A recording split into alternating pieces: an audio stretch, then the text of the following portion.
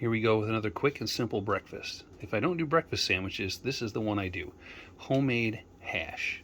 Start out with a half of a red pepper or a green pepper or a yellow, but a bell pepper, sweet pepper. I'm going to throw that in. Let those get started cooking because they take the longest.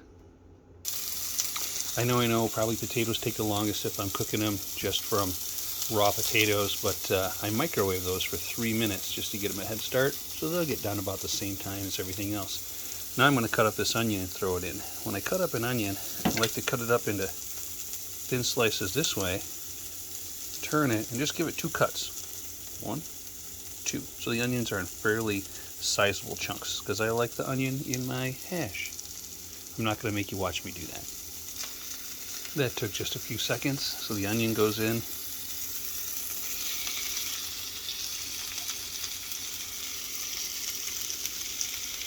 And then I'm going to stir that around a little bit and let those fry. And in just a minute, I'm going to add the potatoes.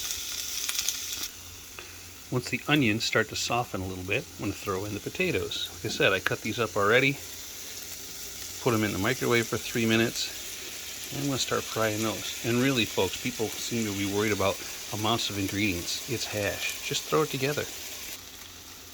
There it is, frying in the pan. At this point, I usually want to season it. I like to use minced garlic. I just really like the flavor of the already minced garlic, and I use a spoonful. And then a pinch of salt, large pinch of salt. Sprinkle that around a little bit.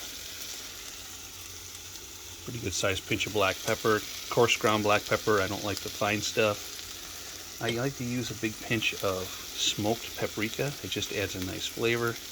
And I like a pinch of cumin as well.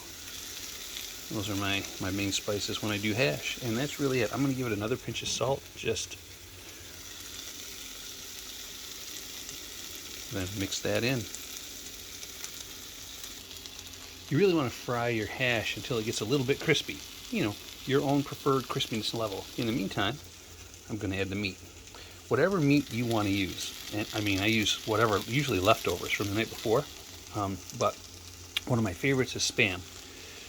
Spam only has 6 ingredients: pork shoulder, ham, water, sugar, salt, and cornstarch. So there's not a lot in Spam. Today, I bought this generic Spam. I've never tried it before. I've wanted to, so it's going in. None of these companies sponsor me. I just, it's what I use. I'm going to use about half of it, and I'm not going to make you watch me cut that up either. My girlfriend got me a Spam slicer a while back. It's pretty cool.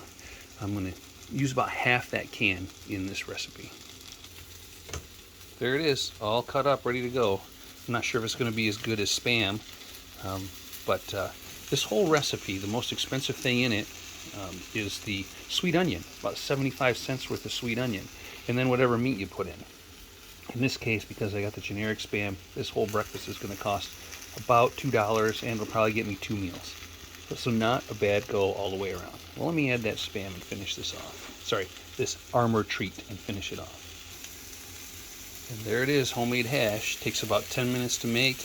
Costs about $2, again, depending on the meat that you're going to use.